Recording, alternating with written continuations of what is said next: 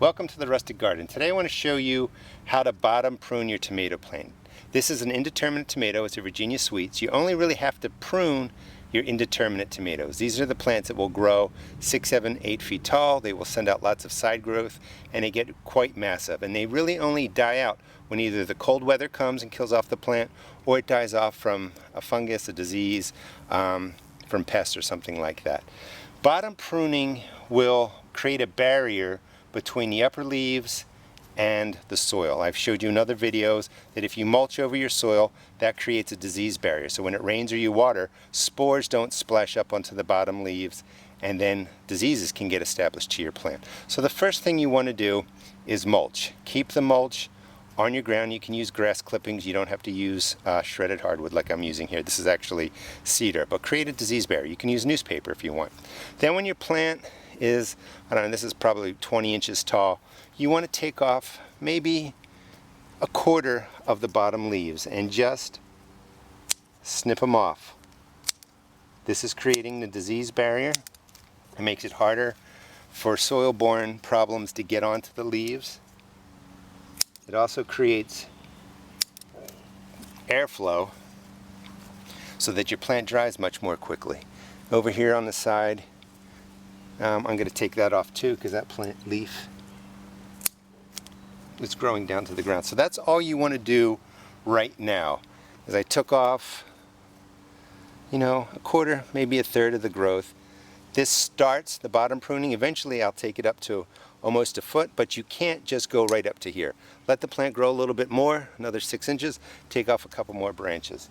I'm going to do videos on pruning the suckers, but I just want to show you in here, there's 1, 2, 3, 4 stems growing. Some of those are suckers.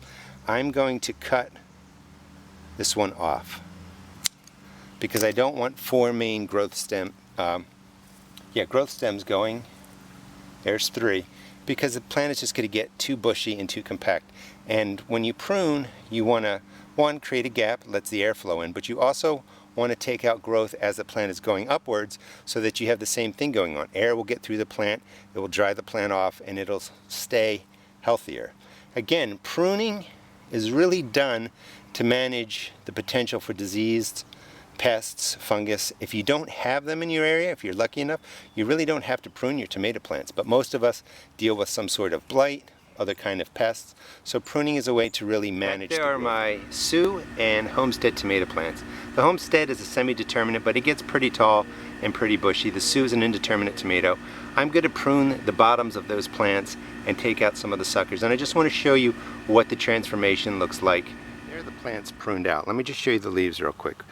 While you're pruning, you're looking for clues, and I have a lot of holes in my plants, and those are probably from insects of some sort. Sometimes you see the little dots on there. That could be some sort of leaf spot. I don't think so. It's not really that bad. Here's a circle that's concentric brown rings. That's circles within circles, and that's a point of concern because that's often what early blight looks like. But I don't have a lot of that on my plants.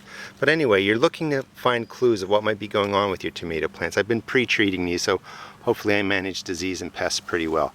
I took out about a quarter to a third of the bottom leaves. That creates the splash barrier, lets airflow go through. I didn't really take out any suckers from the top area. I will do that over time and show you some videos on that. Sometimes people just like 1 main growth stem, sometimes people want 2, 3, or sometimes people just let the plant do what it wants to do. You definitely want to put down mulch. That creates a barrier to stop spores from splashing up onto your plant. And bottom prune, let the air circulate underneath them. That will really help with managing disease. And here's just one more look at bottom pruning. And again, that's for the air circulation. Really, really important. And I did all the tomatoes here in these 2 beds. And actually, I'll do the rest of my garden. But bottom pruning will let the air flow underneath your plants, create that splash barrier. Hope you enjoyed the video. Please check out my blog at www.therusticgarden.blogspot.com and also check out my YouTube videos. Thanks.